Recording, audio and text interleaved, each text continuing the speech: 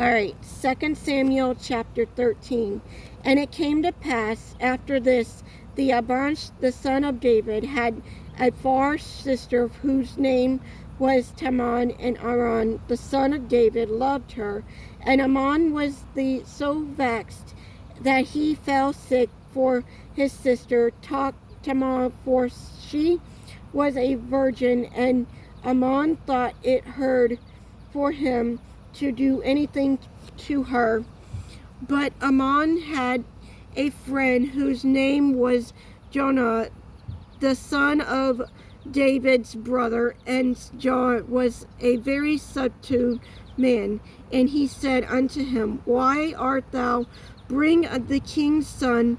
Learn that from the day to day what thou not tell me. And Amnon said unto him, I love Tamar my brother, Amnon's sister. And John said unto him, Lay thee down on the bed, and make thyself sick. And when thy father come to see thee, say unto him, I pray thee, let my sister Tamar come and give me meat, and dress the meat in my sight, that I may see it and eat it at her hand. So Amnon lay down and made himself sick. And when the king was come to see, Amnon said unto the king, I pray thee, let Tamar's sister come and make me a couple of cakes in my sight, that I may eat at her hand.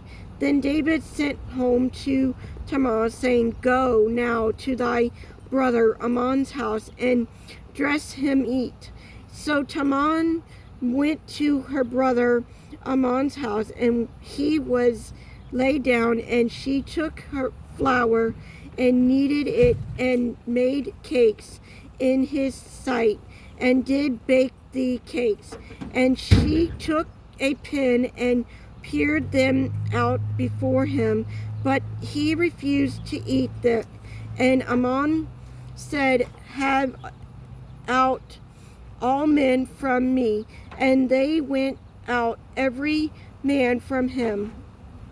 And Amnon said unto Tamar, Bring the meat unto the chamber, that I may eat at thy hand. And Tamar took the cakes, and she made and brought them into the chamber to Amnon her brother.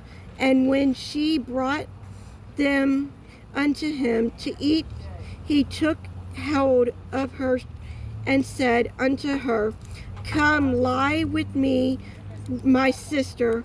And she answered him, Nay, my brother, do not force me, for such thing ought to be done in Israel.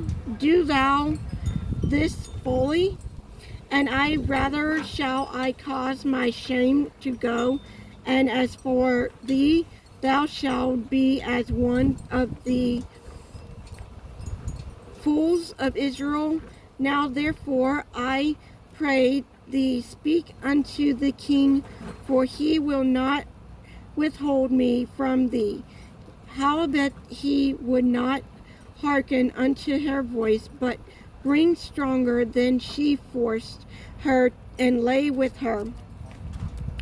And Amnon hated her esteemed so that the hated worth he hated her was greater than the love worth greater than the love with the hand had loved her.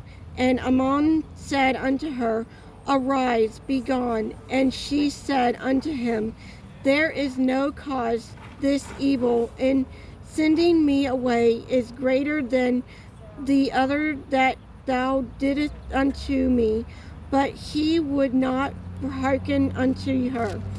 Then he called his servant, the minister, unto him, and said, Put that now this woman out from me, and bolt the door after her.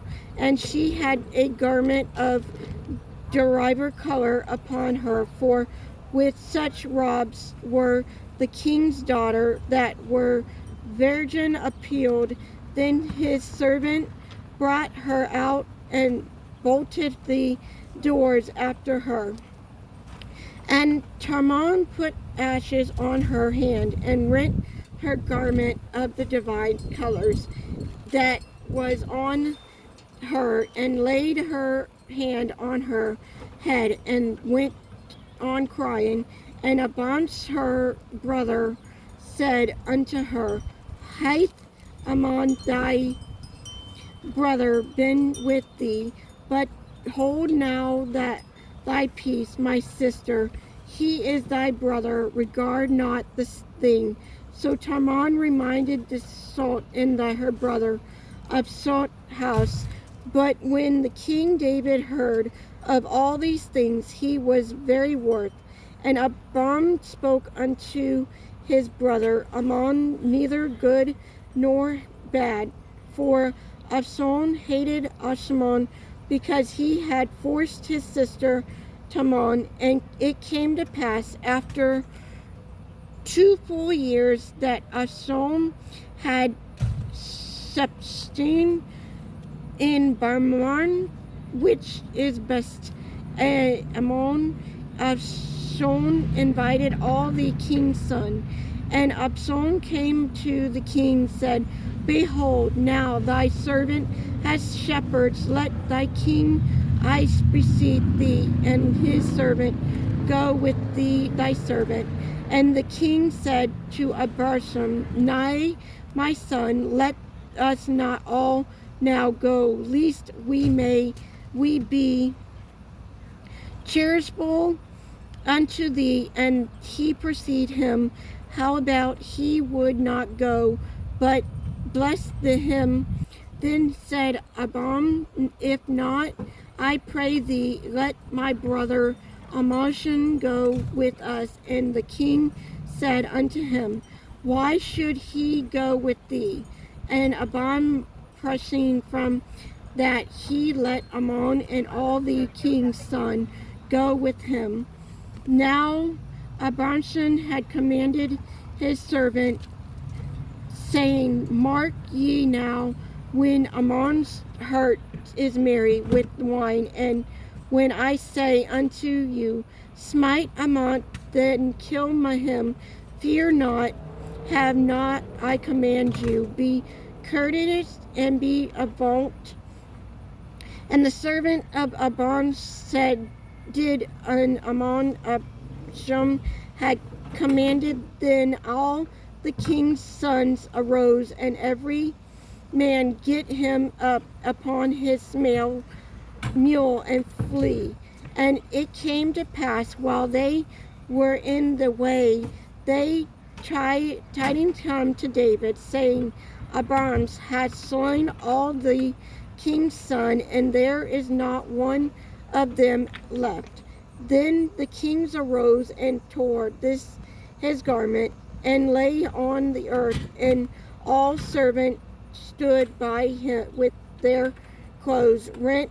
And Jonam, the son of Solomon, David's brother, and sword, and said, Let not my lord suppose that they have slain all that the young men, the king's son of, for Ammon only is dead, for by the appointment of Absalom, this has been determined from the day that he forced his sister Tamar.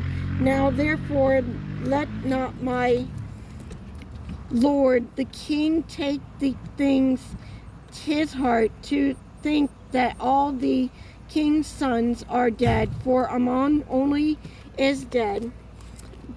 But Absalom fled, and the young men that kept